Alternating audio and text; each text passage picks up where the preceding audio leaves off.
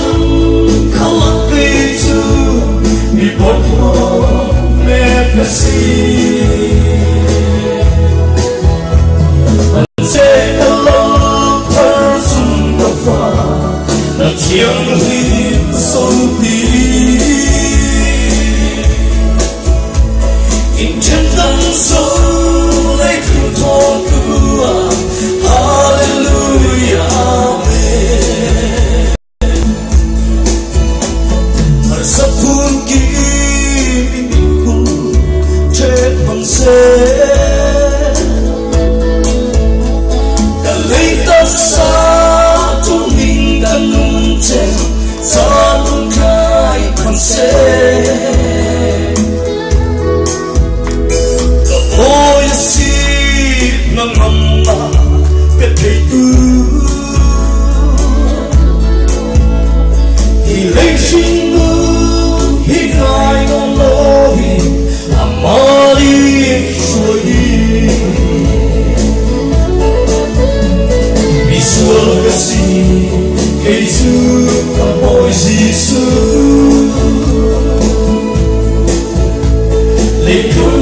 trong khắp lý chú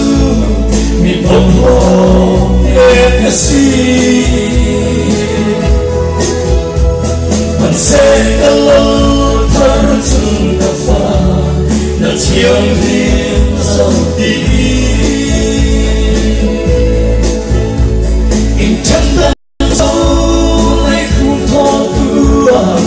hallelujah amen in chân tâm sâu này không thọ tua hallelujah amen